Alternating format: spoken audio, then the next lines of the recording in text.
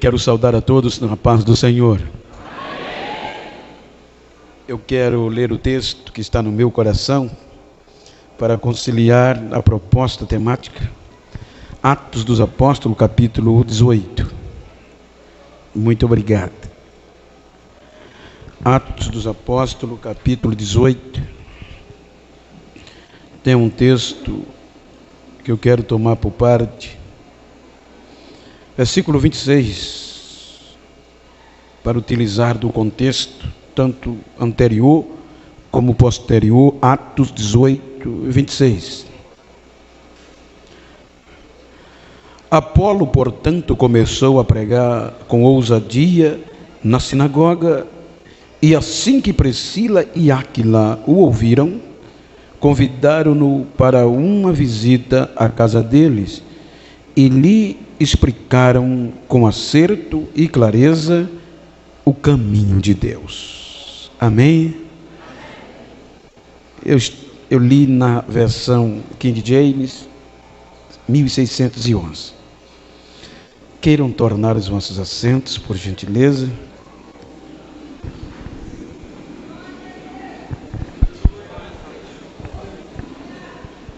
Eu quero agradecer a Deus pelo privilégio a mim dado de mais uma vez, mais um ano, poder estar entre vós,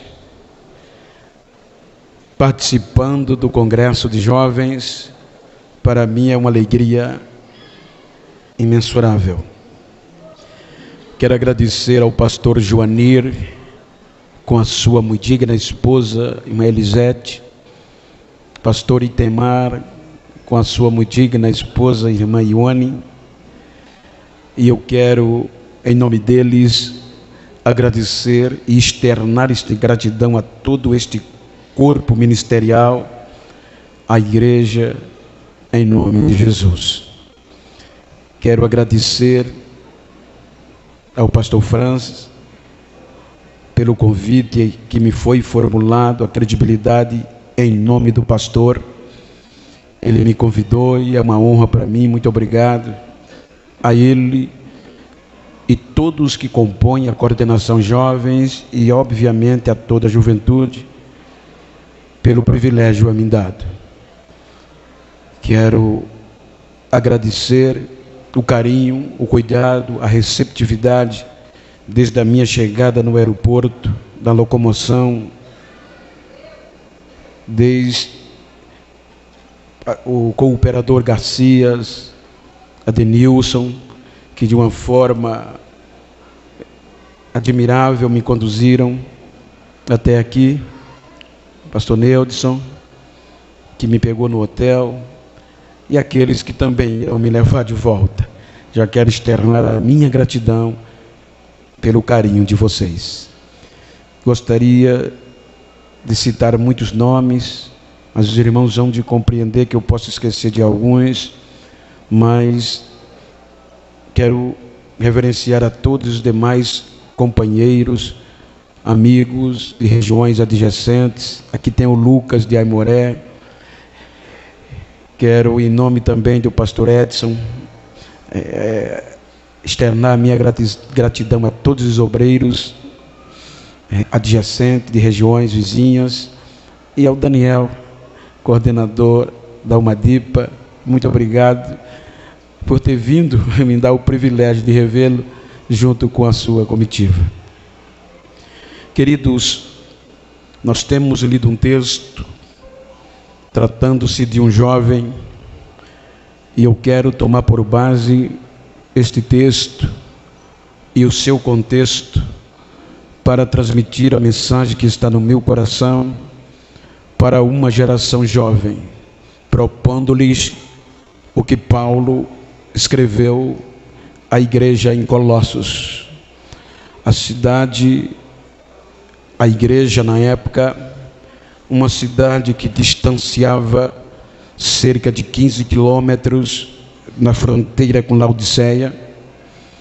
Colossos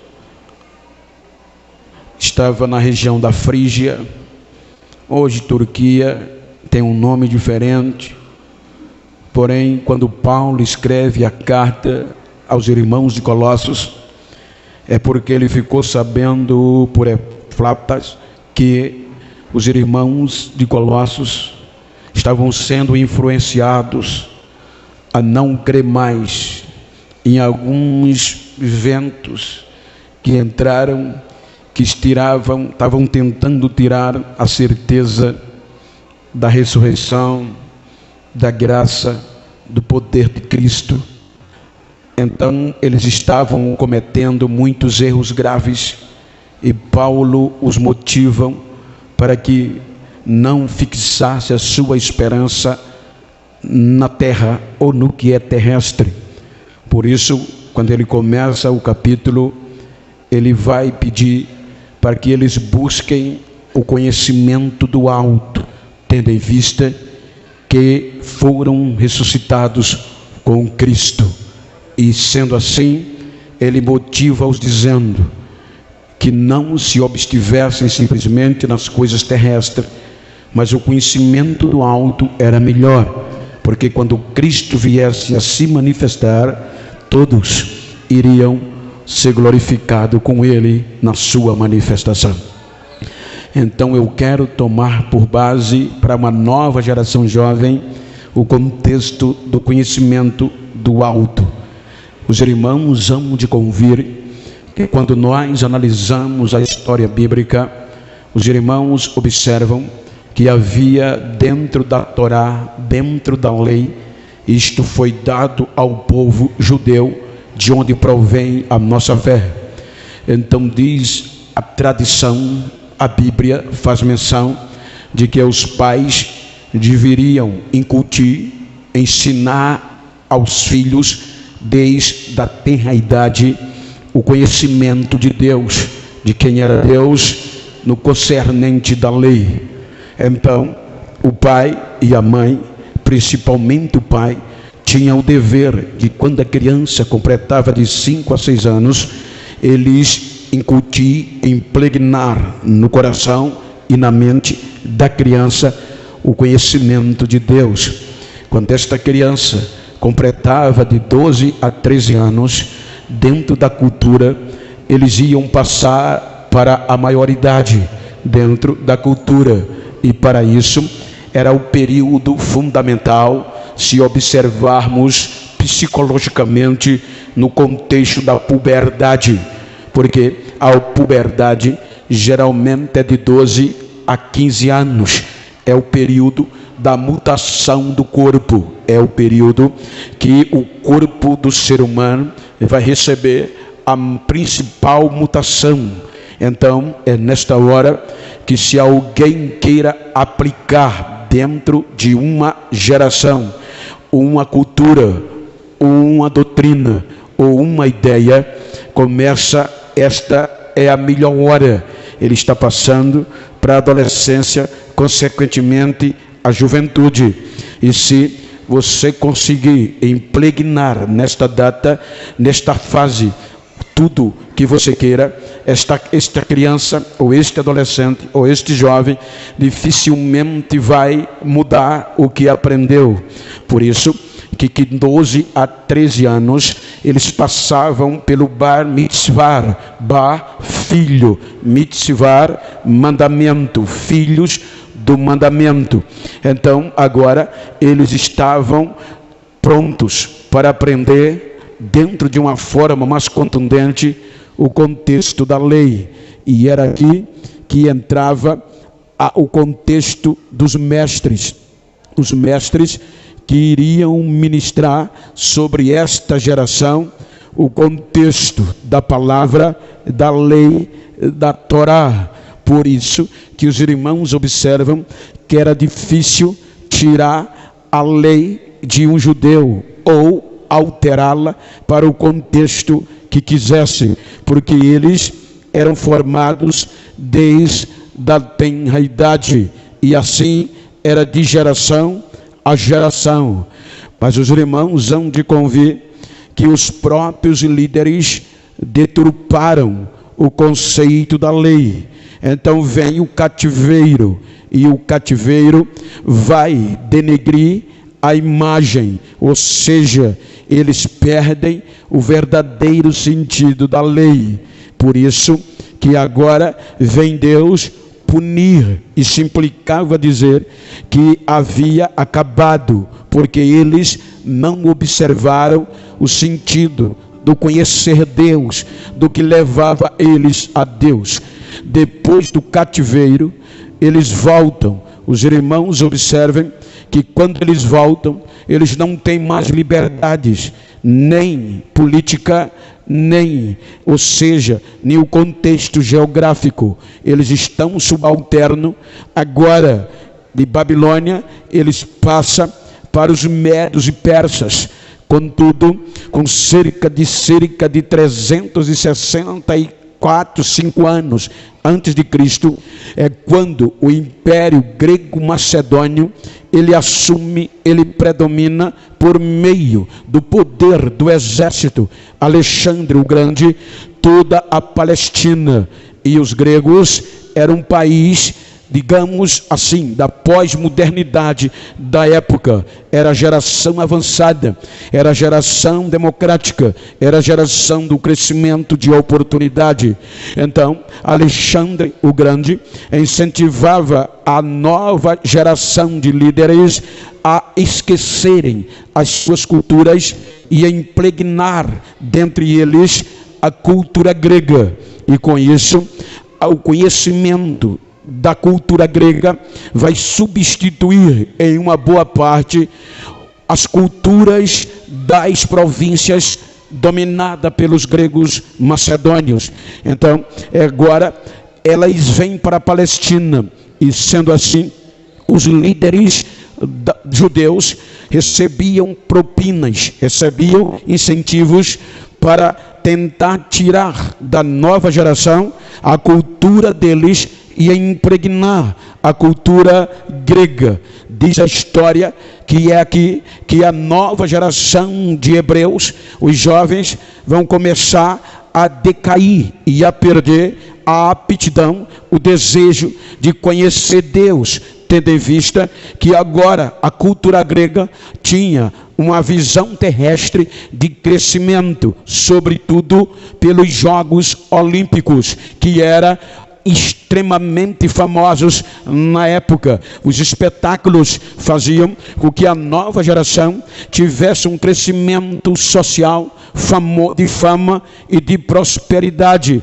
Então a nova geração, eles abdicavam do desejo de conhecer a Deus, do sonho de ser um futuro sacerdote, para quebrar tudo, para se tornar uma cultura grega. Diz alguns escritores que muitos jovens do sexo masculino abriam mão e quebravam a circuncisão, porque para se tornar um atleta e disputar, candidatar-se a um espetáculo grego, eles tinham, e sobretudo o atletismo, porém eles tinham que correr nus.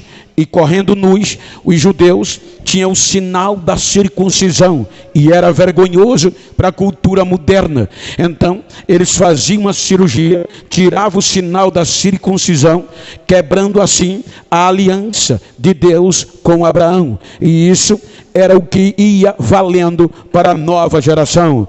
Contudo, vêm as moças. Diz a história que as moças não queriam mais se comportar como hebreias, perderam o senso da simplicidade, porque as vestes, os comportamentos da Grécia era o que estava na moda. Então, ser hebreia era retrógrado, era vergonhoso, era coisa de matuto. Então, com isso, vai minando o contexto do conhecimento de Deus, porque a visão agora era terrestre, com cerca de 64 a 65 anos, salvo engano, antes de Cristo, os romanos predominam. Quando os romanos predominam, então vem o contexto pior, porque agora os romanos entram, não interferindo na cultura. Os romanos, eles não interferiam na sua cultura, nem adorando o seu Deus, porém tinha alguma observação.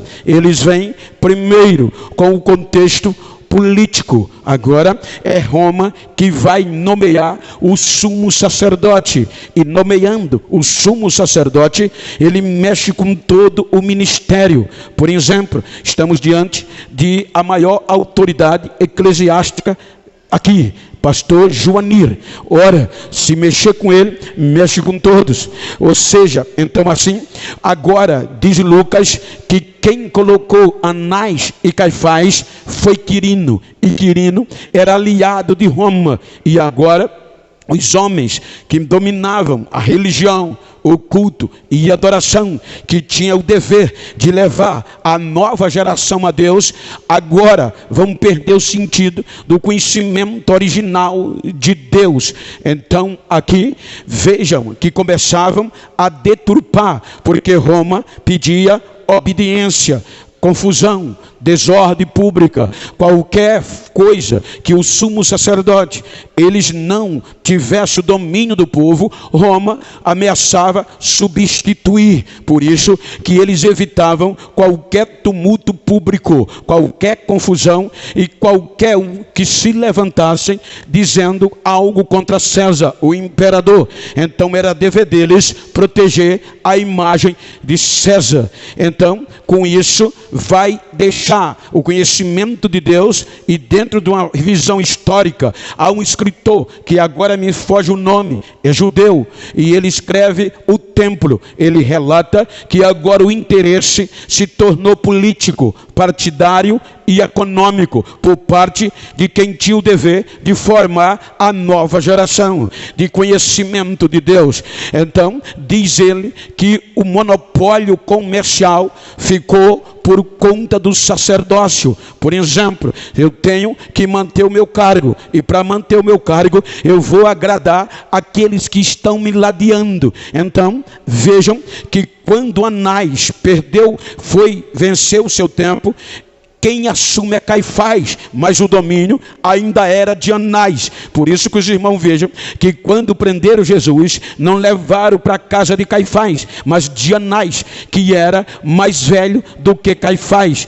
Por quê? Porque Anás tinha um monopólio comercial. Diz o livro que ele era dono de todas as lojas dentro de Jerusalém. Ele monopolizava o comércio, ele e os seus agregados. Por exemplo, tudo que se comprava dentro dos muros era loja deste povo, e eles tinham um lucro exorbitante. Era errado ter as lojas? Não. O problema estava em como eles operavam. Por exemplo, diz a Bíblia que uma vez por ano, os judeus da geração atual e da nova geração vinham para Jerusalém. Agora imagine, só um exemplo, para você ter uma ideia. Você mora em Conselheiro Pena, você mora em Aimoré, você mora em Ipatinga, só que tem um centro, e o centro é Belo Horizonte. Exemplo, no caso, Jerusalém. Então, uma vez por ano,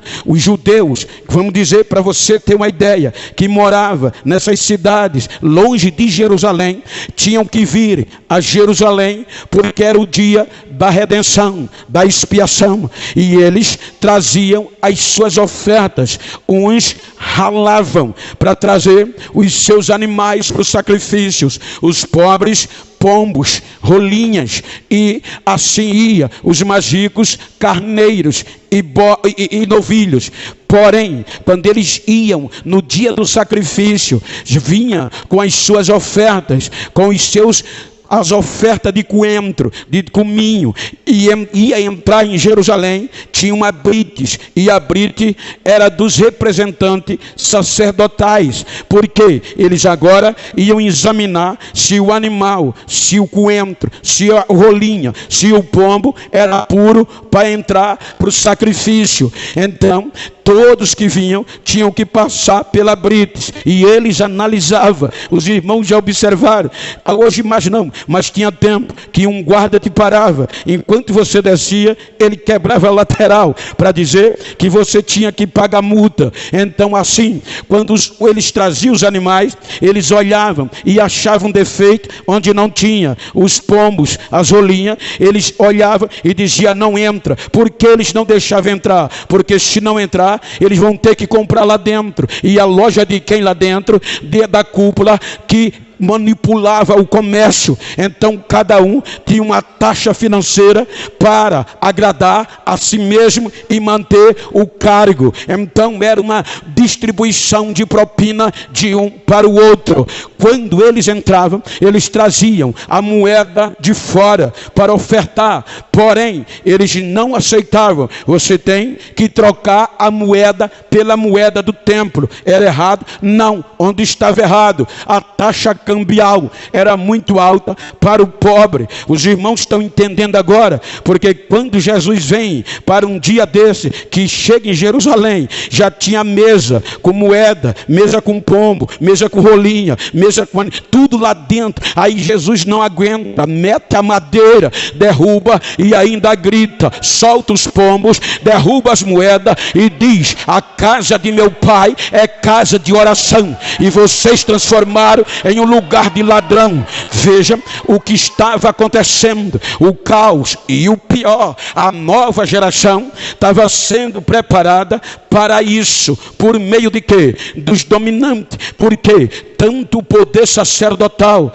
agregado aos saduceus, como a diretoria, os fariseus, o grupo maior e popular responsável pelas tradições, e a eles se agregavam, estavam incluso os escribas e o sinédrio. Quem eram os escribas? Os doutores, aqueles que estavam aptos para formar e ensinar a nova geração quem era Deus, as coisas de cima. Mas eles estavam tão ligados na terra que agora a nova geração vai ser formada na mesmice para continuar a mesma coisa. Vejam que quando Jesus vem, o verdadeiro sumo sacerdote era para estar no templo, mas como ele deterioraram, o verdadeiro sumo sacerdote que ia passar o sacerdócio para Cristo não estava no templo, estava no deserto. Você vai encontrar João Batista dizendo: importa que ele cresça e que eu saia, eu diminua. Veja que João diz: eu não sou digno de te batizar. Ele diz: João, é necessário para que se cumpra toda a justiça. Essa transição não era para acontecer no Jordão,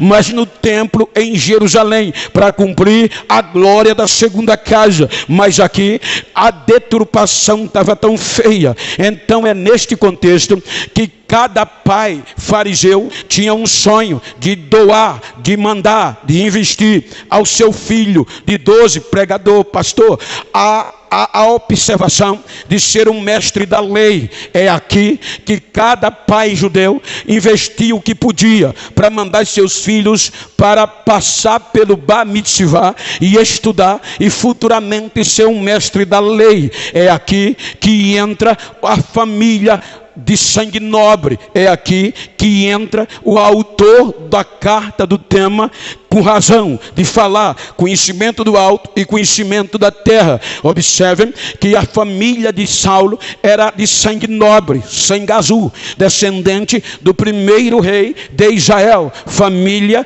de Benjamim. Ou seja, Saulo já é uma homenagem a Saul no contexto original. Então diz a história que com 14 anos, era a idade de 13 a 14, ele já tinha passado pelo Bar Mitzvah, agora como judeu, filho do mandamento. Então ele vai para Jerusalém para estudar a lei de Moisés e aprender diante dos escribas a mesma mesmice, terráqueo, ou seja, para defender a lei de Moisés. Quando ele chega em Jerusalém, diz o escritor Paul Gardner e outros que Jesus estava com 24 anos, era mais velho do que Saulo, 10 anos. E pasmem, quando Saulo chega em Jerusalém para estudar, a ordem do currículo, da grade curricular acadêmica, para se tornar um líder, um mestre da lei de Moisés, tinha que estudar 10 anos, 5 períodos, vamos dizer, no nosso tempo. Então, agora, ele chega com 14, Jesus estava com 24. Eu vou dizer algo, em uma visão de alguns teólogos, não está na Bíblia, mas faz sentido. Eu vou dizer como observação: enquanto Paulo chega, Jesus estava em Alexandria, segundo a visão de alguns teólogos, porque Jesus, alguns defendem que ele era autodidático, mas só ser autodidático, ele não ia convencer Jerusalém que era mestre. Para convencer que era mestre, tinha que ter assinatura de alguém. Como é que hoje eu posso chegar e dizer que sou médico sem o meu diploma? Como é que eu vou dizer que sou um teólogo, bacharel em teologia, se eu não tiver o diploma? Então, para dizer que era mestre, para os mestres de Jerusalém reconhecer Jesus como mestre, ou seja, diz alguns teólogos historicamente que Jesus foi estudar em Alexandria.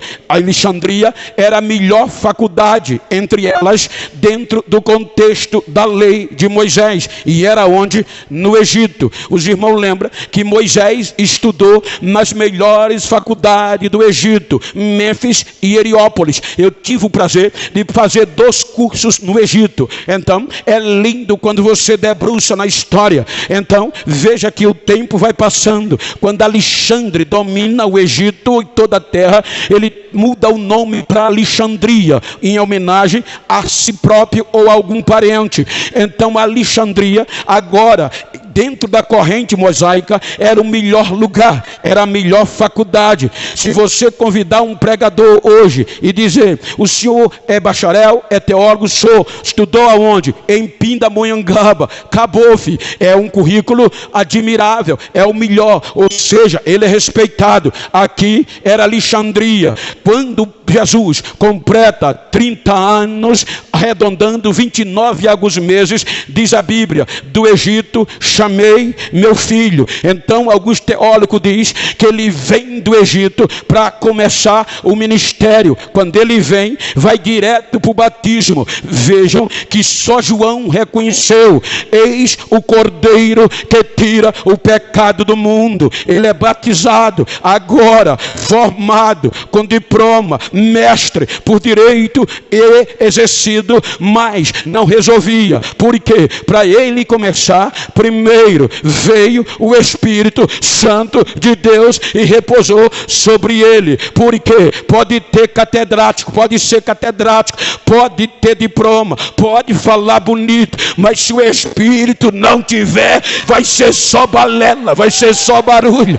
Então ele dá o exemplo, vai começar cheio do Espírito Santo de Deus. Observe, depois do batismo, ele volta para Nazaré.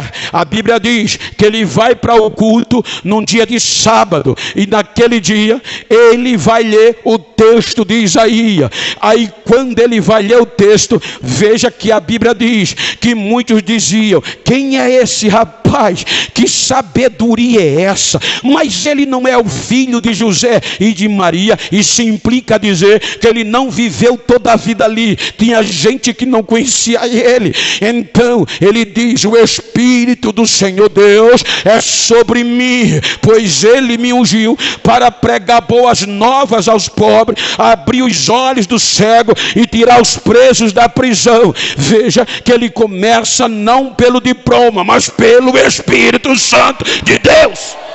Aleluia. Aí ele vai começar a pregar. Observe que a partir daqui você vai observar que o poder dominante, os corruptos, fariseus, saduceus, escribas, mestres da lei e sinédrio, doutores judiciais, estão unidos. Porque vão se unir para barrar a mensagem dele. Porque os cultos em Jerusalém era recheado de formatura, formalidade. O templo era cheio de ouro, cheio de prata. Dinheiro não era problema. Porém, todo culto, todo dia, queimava incenso de manhã, queimava incenso ao entardecer. No dia de sábado se reunia, fazia culto. 9 horas da manhã, reunia, oração, 3 horas. Isso é tão sério, irmão. Quando eu saí do Egito, que fui passar para Israel, na fronteira, chegamos na hora da oração. para tudo. Eles têm que orar 15 minutos com a cara no pó. Então a oração, isto era praxe. Todo dia tinha culto em Jerusalém, tinha formalidade, tinha doutor e tinha nova geração que tinha que ter o conhecimento de Deus, mas estavam sem nada. Porque enquanto eles cultuavam lá fora, na entrada do templo, tinha cego, tinha aleijado, não tinha novidade, não tinha milagre.